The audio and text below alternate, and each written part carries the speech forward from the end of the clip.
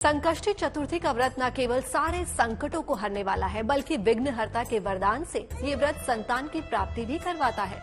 लेकिन कैसे करना है आपको भगवान गणपति की आराधना, क्या है गणेश व्रत की पूजा का शास्त्रीय विधान, आइए जानते हैं। बुद्धि के भी देवता हैं, उनके पास अत्यधिक ज्ञान है, इसलिए पढ़ाई करने वाले बच्चे अगर गणेश जी की आराधना करते हैं तो गणपति उनको बुद्धि का वरदान देते हैं। आपको गणेश व्रत की पूजा का शास्त्रीय विधान बताएं, उससे पहले आपको इस व्रत के बारे में बता देते हैं। घर से नकारात्मक ऊर्जा खत्म हो जाती है, सारे संकटों का नाश हो जाता है। इस व्रत से आर्थिक लाभ मिलता है। इस व्रत से सारे मनोरथ पूरे होते हैं।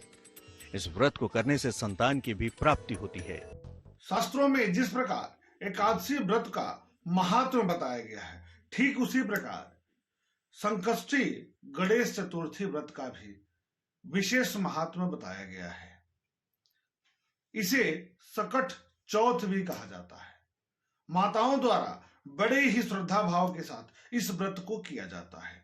इससे संतान के दीर्घायुष्य में वृद्धि होती है, सुख सौभाग्य में वृद्धि होती है, यश कृत्य में वृद्धि होती है। हर साल कुल 24 चतुर्थी की तिथि आती है। विनायक चतुर्थी के व्रत में चंद्र दर्शन से दोष लगता है, जबकि संकष्टी चतुर्थी पर भगवान चंद्रदेव का पूजन होता है। तो चलिए अब ये भी जान लीजिए कि इस तिथि पर आपको भगवान गणपति के वरदान के लिए इस व्रत में पूजा उपासना कैसे करनी है। सूर्योदय के पहले उठकर स्नान कर लें। इस दिन पूरे दिन का उपवास रखा जाता है। शाम की पूजा के बाद भोजन ग्रहण करते हैं।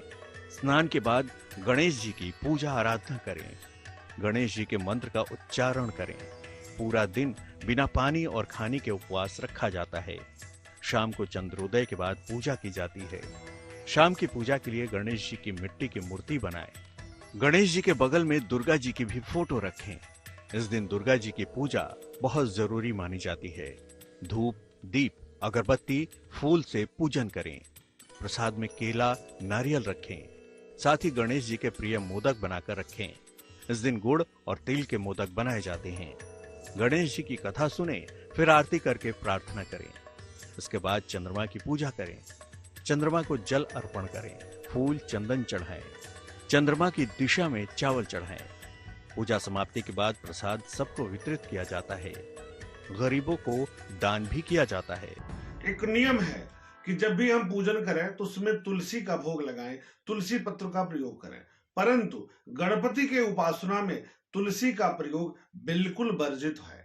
उसका एक बड़ा रोचक बात है कि एक बार मां तुलसी द्वारा भगवान गणेश के ध्यान को भंग किया गया था, तो भगवान गणेश नाराज होकर के श्राप दिए थे कि हमारे पूजन में तुलसी का प्रयोग वर्जित होगा और इनका प्रयोग करने पर नकारात्मक प्रभाव प्राप्त होगा।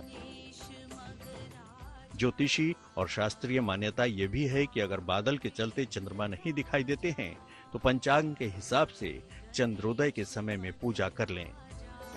कहते हैं इस दिन भगवान श्री गणेश को 21 गांठों वाला दुर्वा घास अर्पित करने से भक्तों की सभी मनोकामनाएं पूर्ण हो जाती हैं।